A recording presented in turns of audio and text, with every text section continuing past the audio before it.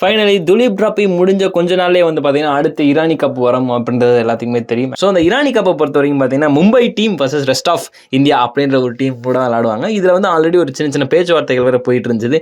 ருத்ராஜுக்கு வந்து வாய்ப்பே கிடையாது, இடம் கிடைக்காது அப்படின்ற மாதிரியுமே சொல்லிட்டு இருந்தாங்க. பட் ஆனால் வந்து பிசிசிஐ வந்து ருத்ராஜ் தான் வந்து கேப்டன் போட்டிருக்காங்க. வைஸ் கேப்டன் வந்து அபிமன்யு ஈஸ்வரன் போட்டிருக்காங்க. Little bit surprise. ஏன்னா வந்து எனக்கு தெரிஞ்ச அபிமன்யு ஈஸ்வரன் கேப்டனாக போட்டிருப்பாங்கன்னு நினச்சேன். பட் ஆனால் ஓகே, ஸ்டில் ருத்ராஜை போட்டிருக்காங்க அப்படின்றது வந்து ஓகேவா இருக்குது. சாய் சுரேஷன் இடம் பிடிச்சிருக்காரு. முக்கியமாக வந்து பார்த்தீங்கன்னா தேவ்தத் படிக்கல், ஜூரேல், இஷான் கிஷன் 2 விக்கெட் கீப்பருமே வந்து இடம் பிடிச்சிருக்கிறாங்க.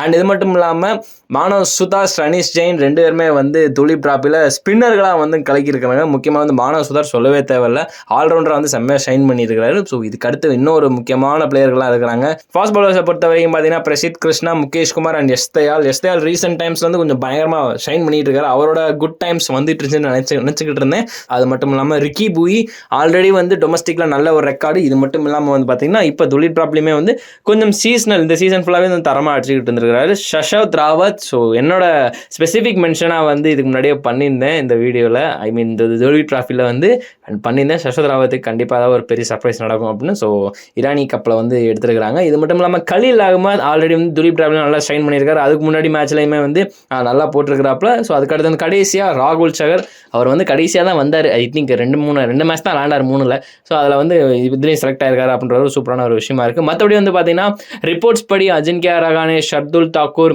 இந்த மாதிரி பிளேயர்லாம் வந்து பார்த்தீங்கன்னா மும்பைக்காக விளாட போகிறாங்க அப்படின்ற மாதிரிமே வந்து ரூமர்ஸ் கிளம்பி இருக்குது, ரிப்போர்ட்ஸாகவும் வந்திருக்குது. முக்கியமாக ஸ்ரேயாஸ் ஐயர் அதுக்கு கேப்டன்ஷிப்பாக இருக்கலாம் அப்படின்ற மாதிரிமே வந்து ரிப்போர்ட் வந்துருக்குது. பார்க்கலாம் யாரெல்லாம் என்னென்ன பண்ண போகிறாங்க அப்படின்னு. இந்த ஸ்குவாடை பற்றி என்னென்றது அப்டேட் வந்து அடுத்தடுத்து சொல்லியிருக்கேன். இந்த வீடியோ பற்றி ஏதாவது கமெண்ட் வந்து அதில் கீழே பதிவுங்க.